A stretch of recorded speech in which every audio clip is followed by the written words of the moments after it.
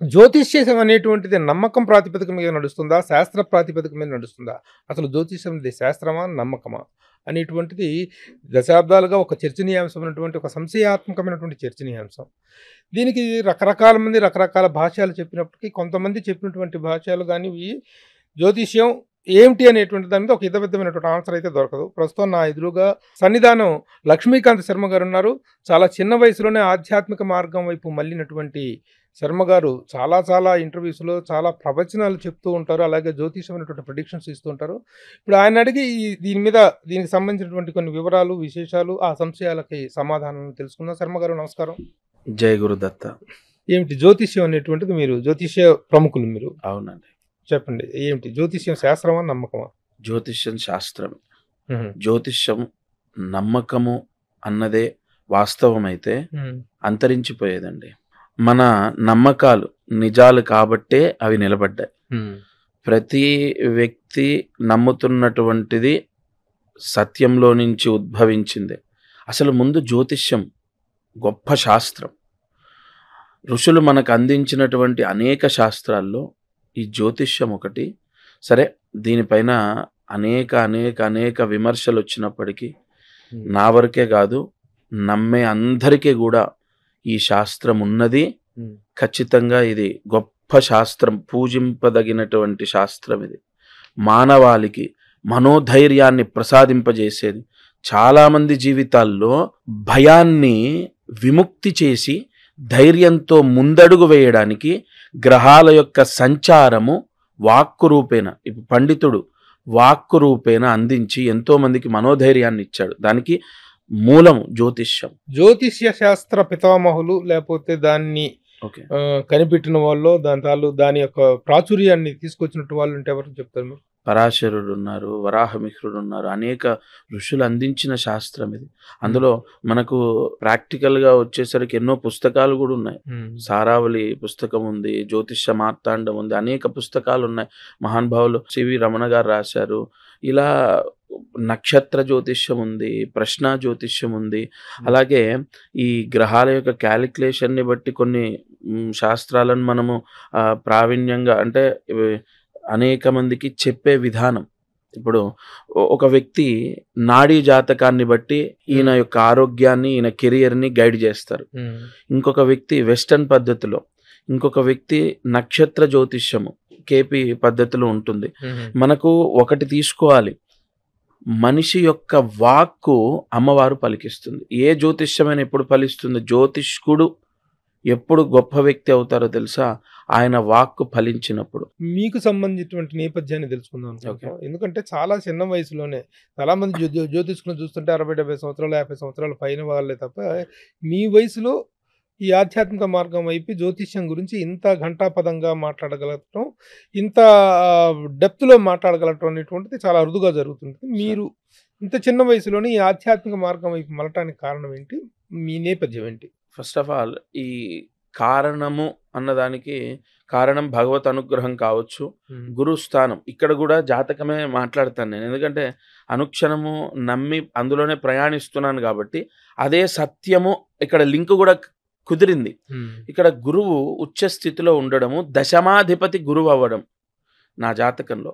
ఈ రెండు కారణాలు నన్ను పాండిత్యం వైపు నడిపించాయి. నేను చిన్న వయసులోనే వేద పాఠశాలలోకి వెళ్ళి వేదాన్ని చదువుకోవడం, అందులో దైవ సంబంధితమైనటువంటి ఆధ్యాత్మికమైనటువంటి విషయాలను తెలుసుకోవడం, ఇదంతా జరిగింది. అయితే ఈ పురోహితం చేశాను, నేను పురోహితం చేశాను, గుళ్ళో అర్చకత్వం చేశాను. నాకు ఎప్పటి నుంచో, నేను చదువుకుంటున్నప్పటి నుంచే ఎవరైనా జాతకాలు చెప్తుంటేనో లేదంటే గ్రహాల గురించి మాట్లాడుతుంటేనో విపరీతమైన ఇంట్రెస్ట్ వచ్చేది. ఇక్కడ ఇంట్రెస్ట్ రావడం గల కారణం ఏంటి అంటే పరిస్థితులు అని మనం అనుకుంటాం. అసలు ఆ పరిస్థితులను ఏర్పరిచేదే మన జననం అండి. ఫలానా లగ్నంలో పుడితే ఒక అద్భుతమైన స్టార్ అవుతారు, లేదా ఫలానా లగ్నంలో పుడితే ఒక అద్భుతమైన సైంటిస్ట్ అవుతారు, ఫలానా లగ్నంలో పుడితే ఫలానా పాండిత్యం మీదనో జ్యోతిష్యం మీదనో ఇంట్రెస్ట్ వస్తుంది. ఇక్కడ జ్యోతిష్యానికి ప్రధాన కారకుడు బుధుడు, ద్వితీయ కారకుడు గురువు, తృతీయ కారకుడు శని. ఈ 3 గ్రహాల యొక్క కాంబినేషన్ నా జాతకంలో ఉంది. అందువల్ల నాకు ఆ ఇంట్రెస్ట్ ఏర్పడడం. జ్యోతిష్యం మీద ఏదో తెలుసుకోవాలని అదని ఇదని చదువుకోవడము. అలా ఫస్ట్ ఆఫ్ ఆల్ నా జర్నీ జ్యోతిష్యం వైపు నడిచేటటువంటి జర్నీ కాదు. నేను పురోహితము, నేను వేదాన్ని అభ్యసించడం, పాండిత్యం, పౌరోహిత్యం వీటిలో ఉండి బాగా అనుష్ఠానం నాకు ఎక్కువగా గురువులను చూసి నేను నేర్చుకుంది ఏంటంటే, నేనేదో అంటే గొప్ప అని చెప్పట్లేదు, ఆటోమేటిక్గా నాకు ఇంట్రెస్ట్. లక్ష్మీ గణపతి మహామంత్రాన్ని అక్షరలక్ష పూర్తి చేశాను నేను నా 18వ ఏట.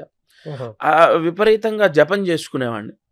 అనుకోకుండా ఇంట్రెస్ట్తో జ్యోతిష్యాన్ని నేర్చుకోవడం జరిగింది. నేపథ్యం అంటే గుంటూరు జిల్లానా? నేను పుట్టిన అంటే బ్లడ్ వచ్చేసి ఆంధ్ర అండి, కానీ మా తాతగారు దత్తుకొచ్చారు నల్గొండ జిల్లా. పుట్టినటువంటిది నల్గొండలో. మా తాతగారు జన్మించింది గుంటూరు జిల్లా. మా నాన్నగారు పుట్టింది కూడా ఆంధ్రాలోనే. నేను ఇక్కడ దత్తత రావడంతో ఇక అప్పటి నుంచి తెలంగాణ వాస్తవం. చిన్నప్పటి నుంచి వేద పాఠశాలలో చదువుకోవటం వల్ల ఈ ఆధ్యాత్మిక మార్గం అనేటువంటి దానికి కళ కొనసాగింపు. ఇప్పుడు విద్యార్థి జీవితం నుంచి ఇది ఏర్పడింది, అదే కొనసాగింపు. అంతే. మీ వయసు కుర్రోళ్ళు అందరూ కూడా జీవితాన్ని బాగా ఎంజాయ్ చేస్తుంటారు. ఒక మోడర్న్ లివింగ్ అనేది ఉంటుంది.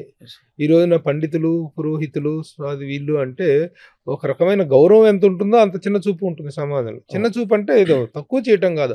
అవసరానికి పంతులు గారు వచ్చేసి అయ్యగారు అంటాం, కాళ్ళకు నమస్కరిస్తాం, పూజా పునస్కారాలు చేయించుకుంటాం, ఇంట్లో శుభకార్యాలను చేసుకుంటాం. కానీ వృత్తిపరమైనటువంటి గౌరవం కానీ వృత్తిపరమైనటువంటి భద్రత విషయంలో అంత సరైనటువంటి పొజిషన్, గొప్ప పొజిషన్ కాదు. మనకు తెలుసు ఎలాంటి పరిస్థితుల్లో పౌరోహిత్యం నడుస్తుందో. చాలా మంది బ్రాహ్మణోత్తములు ఎంతమంది చాలా ఇబ్బందులు పడుతున్నారో కూడా మనకు తెలుసు. అలాంటి ఒక వృత్తిని, అలాంటి ఒక దీంట్లో ఉండటం, ఈ జ్యోతిష్కంలో ఉండటం అనేటువంటిది మీకు ఏదన్నా ఇన్ఫీరియారిటీ ఫీలింగ్ కలిగిస్తుందా? అది చెప్తాను. ఫస్ట్ ఎంజాయ్మెంట్ అనేది నేను చేశానండి.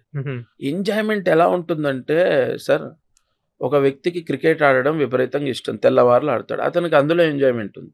ఇంకొకరికి ఎక్కువగా ఇన్స్టాలో రీల్స్ చేయడం ఇష్టం, అతనికి అందులో ఎంజాయ్మెంట్. నాకు మంత్రోచ్చారణ, మీరు ఇప్పటికీ జ్యోతిష్యంలో ఉన్నా నాకు పౌరోహిత్యం చేయడం ఇష్టం.